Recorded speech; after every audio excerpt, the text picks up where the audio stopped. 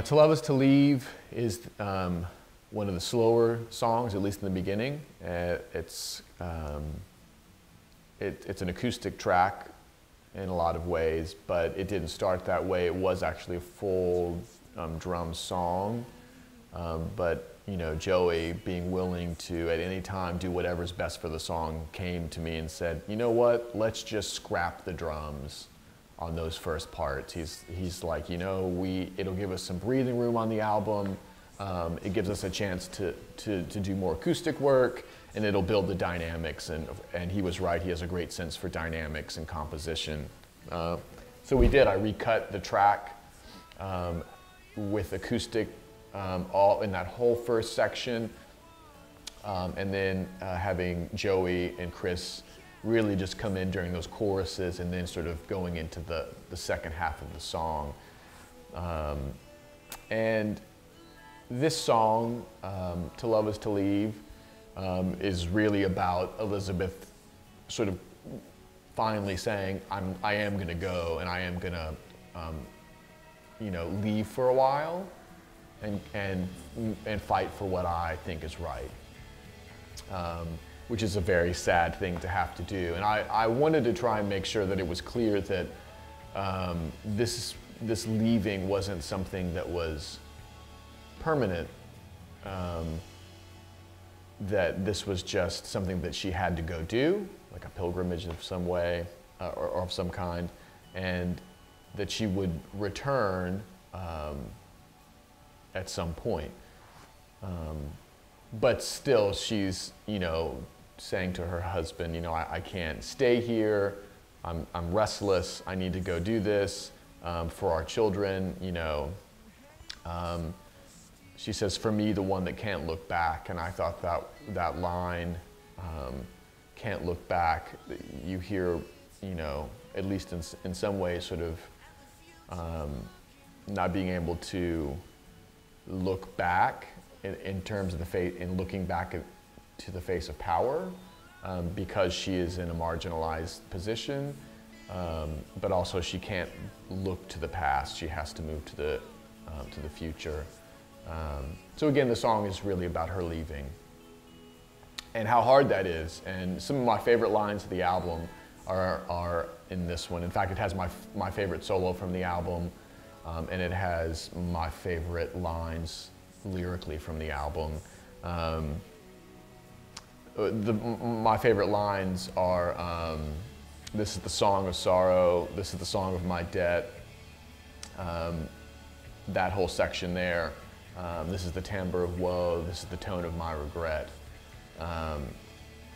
Which is sort of like, you know, these musical references, and trying to like actually express that in the tone of the music and the quality of the music. So it was a way of sort of like saying, this moment here that you're listening to, what I'm saying lyrically is how I feel, if that makes any sense.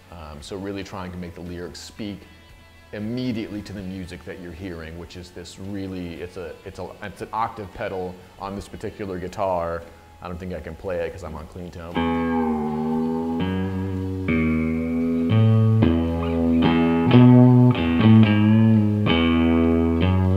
Section there, which I can't do. I don't have my whammy bar on, because it's played with the whammy bar and an octave pedal, and then it has these really high, like,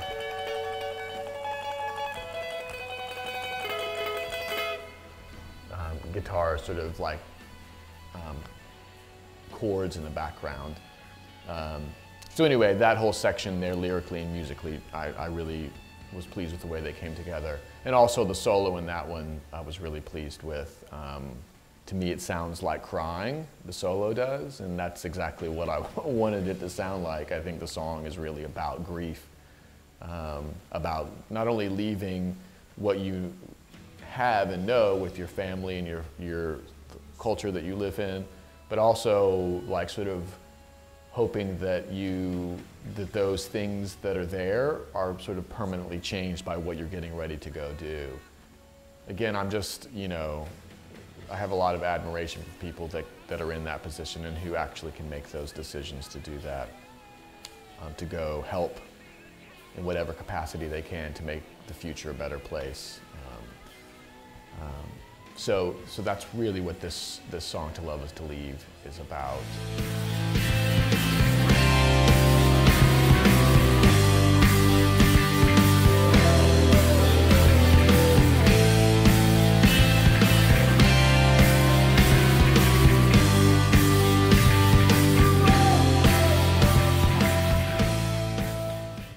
The Name You Fear is the 5th track from the album Heretics, and this is where there's a shift. So the first 4 songs on the album are really setting up Elizabeth and where she is mentally and sort of socially and politically, and now she's gone, and this song is really anger directed at sort of a system that has made this type of marginalization possible.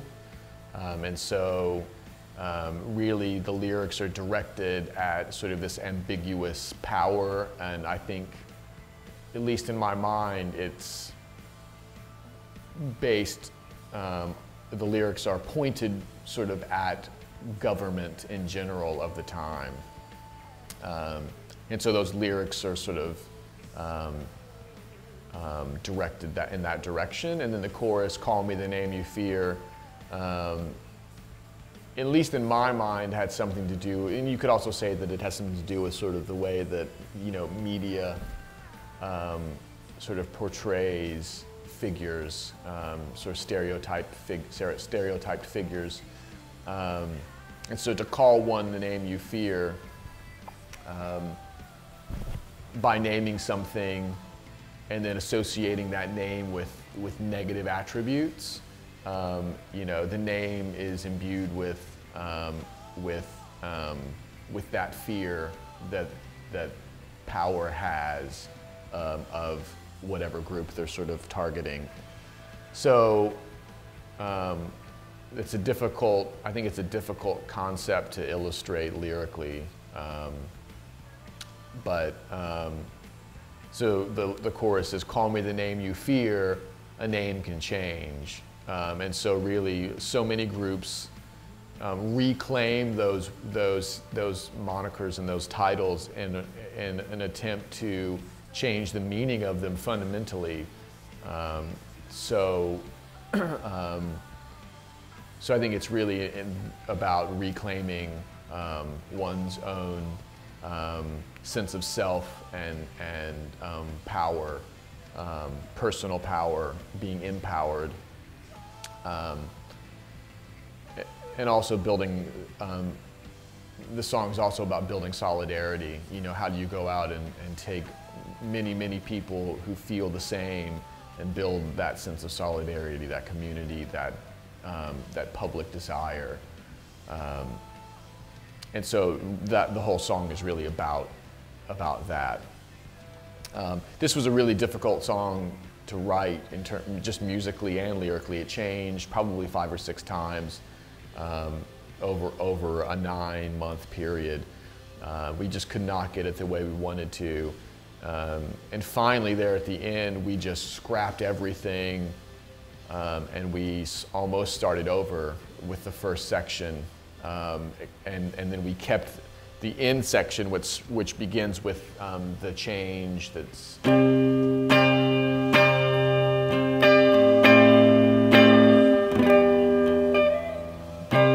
So that whole section there with the solo at the end, and then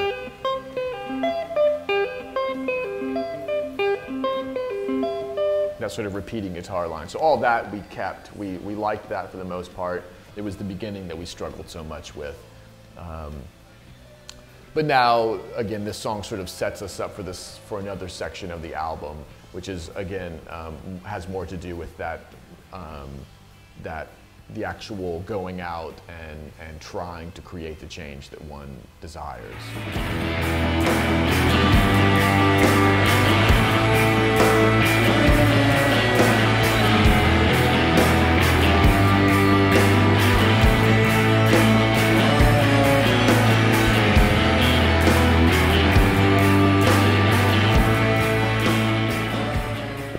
The sixth track is It Must Taste Good. And this song, musically speaking, was actually written really fast. In fact, it may be one of the fastest songs that I've ever written. Chris and I and Joey showed up to a rehearsal one day, and Joey was just playing, you know, this really Bonham-esque drum beat. And Chris just started to play this bass line. I was like, oh, you know, that's kind of cool. And I think even Chris was like, you know, we're just jamming. This is not like something that we're actually going to use. And then I just started playing the.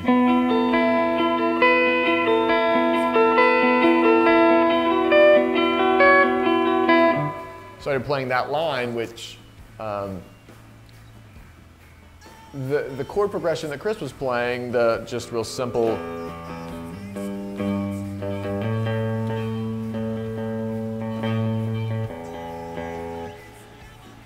So that chord progression, you know, again, with a bass line, it's not always clear what the actual chord voicings are going to be. Is it going to be a major chord, a major 7, minor, a dominant 7? You know, that first E could be any of those. So mine, I took it as a major. I took all of them as majors.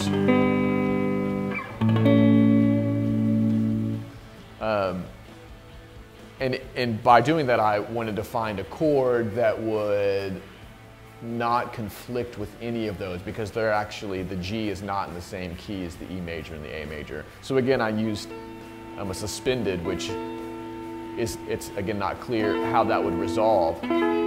Or, so if you leave it in that suspended state,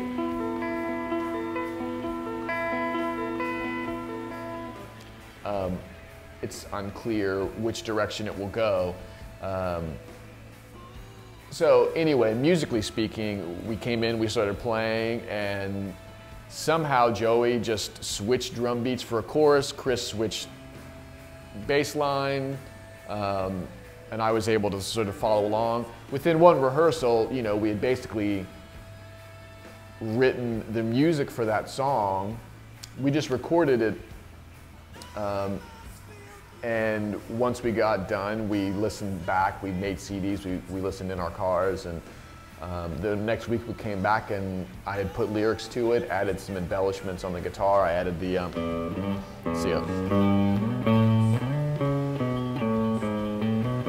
I added that part with the vocals over top of it. We listened back and it was sort of like, well, that one seems done. So when we went into the studio, we basically recorded exactly what was on the demo, including some really strange sort of mess ups almost, like on the right after the last chorus of that song, it sort of all falls apart, and it feels like you can't tell what the guitar is really doing. But we liked that, we kept it, so I recreated that sort of like falling apart and mess up on the guitar. So anyway, I always thought that was really interesting, musically speaking, on this song. Lyrically, on the album, this is really, I tried to, at this point of the album, open it up a little bit and not be so clear on what Elizabeth is doing, what's happening, and try to sort of just work thematically.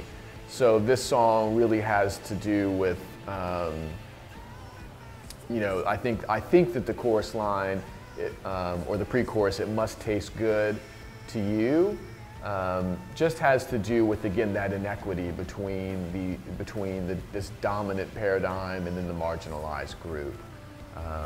So the whole song is really about that, again, how power corrupts, basically, and what, once power is established, what it will do to maintain that position. And that song's basically, it's about that. The chorus, "Shine like a silver screen in the dark," I sort of thought of that as being like the charismatic way in which power maintains, you know, and so like going to see a movie, for instance, you know, that it's this sort of really awe-inspiring thing if it's a great film. it motivates you, it moves you, but sometimes behind that artifice there is a danger. And I think you could think to so many dictators of the world who have sort of, you know, used charisma to persuade millions of people to do awful things. And so again, it's sort of that